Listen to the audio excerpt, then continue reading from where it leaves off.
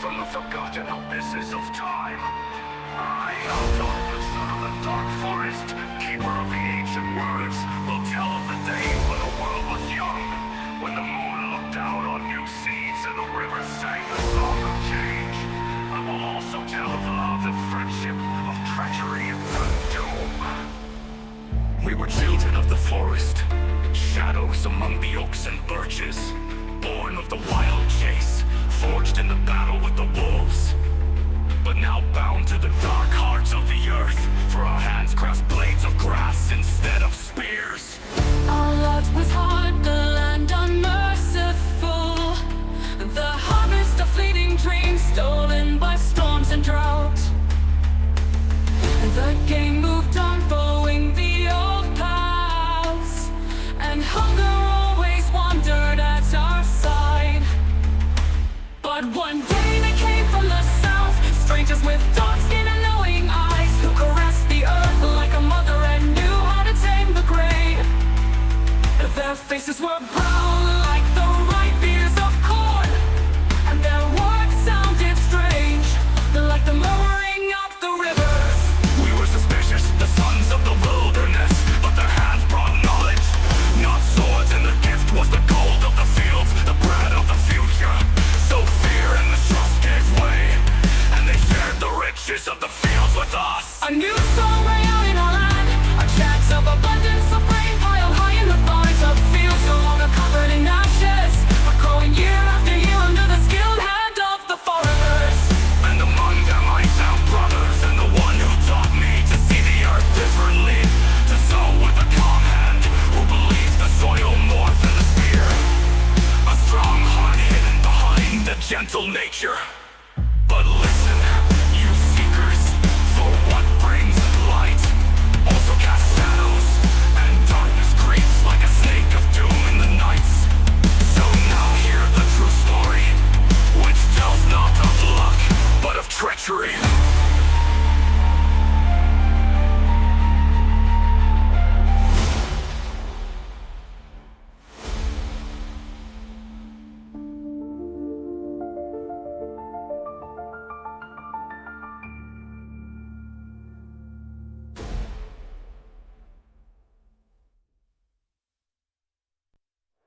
Now listen, you seekers, to the words of my heart, born of fear and anger, nourished by the darkness of knowledge.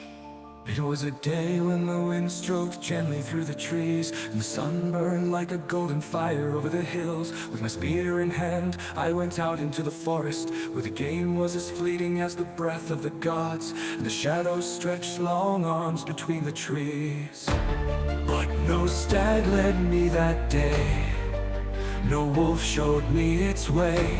Instead a sound rang out in the distance, a muffled murmur like rumbling thunder before the storm. Stealthily I crept between the gnarled trunks, hidden like a lynx, my heart a drumbeat against the silence. And when I reached the edge of a clearing, I saw them, the men from the east, the Suans, the scourge of the earth, the wild dogs for whom blood was sweeter than honey.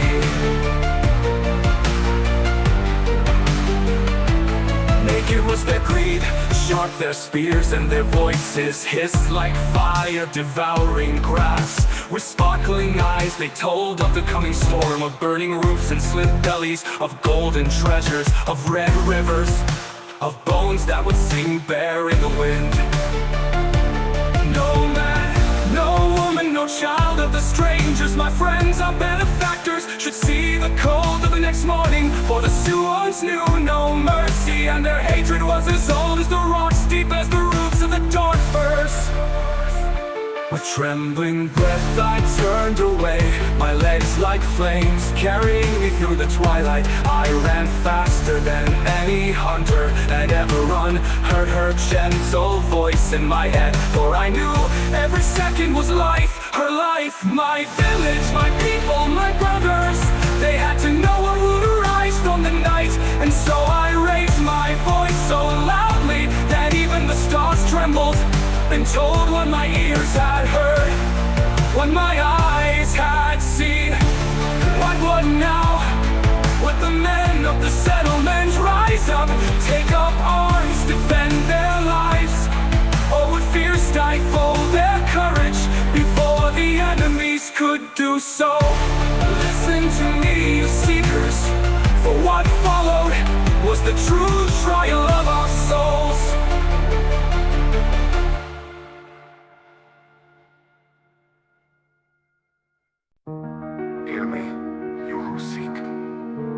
was not yet forgotten, that there was a time when honor and loyalty still weighed heavier than the cowardly hearts of men.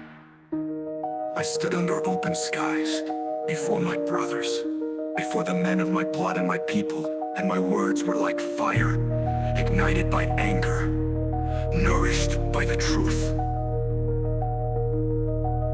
Look around, you'll see the fields, the green meadows, the ripe ears of corn, who nurtured them with knowledge and toil, who brought the grain that now rests in your stores. Not we, but those we should call friends, those who are now at the mercy of the beast. But silence was their answer.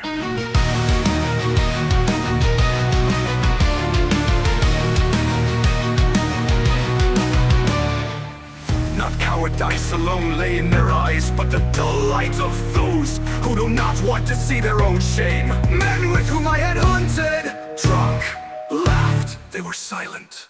And when the silence became unbearable, finally an elder spoke. His eyes cast down, his voice brittle like rotten wood. It is not our fight, not our fight. And yet the strangers had shared their knowledge, had broken bread with us, like brothers of the same flesh. But now, when their blood was called for, not one was willing to raise a spear for them. They are different, murmured one. Their flesh is darker than ours. Their gods are alien. Perhaps they have brought the curse upon themselves. What do we care about their fate? Said another, his eyes greedy. If they're gone, their fields will be ours. And so I stood there as the truth pierced my heart like a thorn of black ice. It wasn't fear, not just cowardice that paralyzed their hands. It was greed, it was envy, it was the darkness that didn't come from outside, but nested in their souls.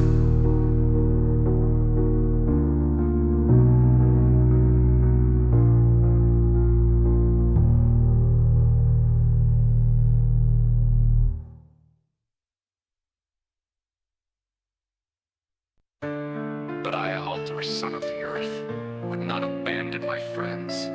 With a handful of loyal men, with hearts that still knew fire and honor, I left the place that was once my home, and ran with blazing breath down the path to the village of the strangers. Too late.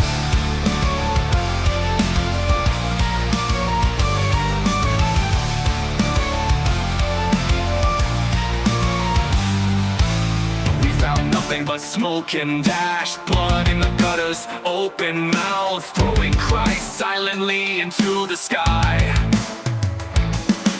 Women, children, men in her, my love, stared with empty eyes into the darkness, their hopes ground into dust by blades that never wielded just warriors. Fields which have been so green were now red with the blood of innocence. So my story ends.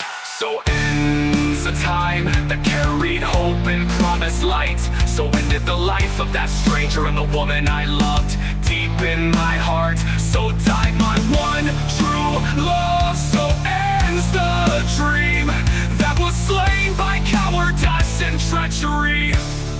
Hear me, you who seek a lonely voice from the forgotten depths of time.